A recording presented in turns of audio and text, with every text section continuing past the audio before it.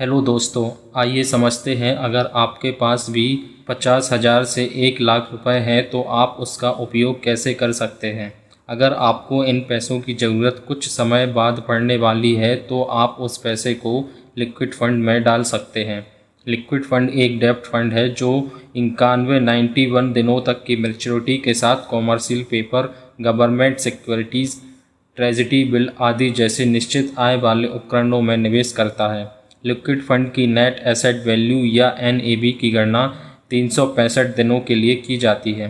इसके अलावा निवेशक 24 घंटे के अंदर अपनी विड्रॉल की प्रक्रिया करवा सकते हैं।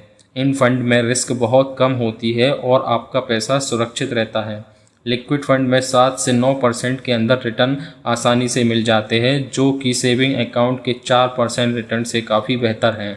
अब हम बात करते हैं, अगर आपको इन पैसों की ज़रूरत 2 से 3 साल तक नहीं है तो क्या कर सकते हैं। तो आप फ़िक्स डिपॉज़िट करवा सकते हैं। फ़िक्स डिपॉज़िट में भी आपका पैसा सुरक्षित रहेगा और 6 से 7% रिटर्न मिल जाएगा। HDFC बैंक और ICICI बैंक में फ़िक्स डिपॉज़िट का रेट 7% चल रहा है। अब हम बात करते हैं कि अगर आपको पैसे की ज़रूरत बिल्कुल भी नहीं है और ये पैसा आपके पास एक्स्ट्रा पैसे के रूप में है तो क्या कर सकते हैं। पहली बात, सबसे पहले देखें कि आपके पास इमरजेंसी फ़ंड है या नहीं। अगर नहीं है तो इस पैसे को सेविंग अकाउंट में ही रहने दें, इमरजेंसी फ़ंड के रूप में, जिसकी ज़रूरत आपको कभी भी पड़ सकती है। दूसरी बात, अगर आपके पास कोई हेल्थ इंश्योरेंस नहीं है तो सबसे पहले उसे लें। 5 से 7 लाख तक का इंश्योरेंस 5,000 रुपये की प्रीमियम पे आसानी से मिल जाता है। किसी भी अच्छी सी कंपनी का ऑनलाइन भी आप ले सकते हैं।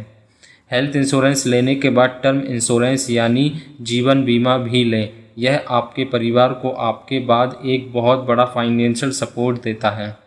अगर हेल्थ इंश्योरेंस, इमरजेंसी फ़ंड, जीवन बीमा यह सब आपके पास पहले से है तो म्यूचुअल फ़ंड के जरिए शेयर बाज़ार में इन पैसों को लंबे समय के लिए निवेश कर सकते हैं, जो आपको एक बेहतर रिटर्न देगा लंबे समय में।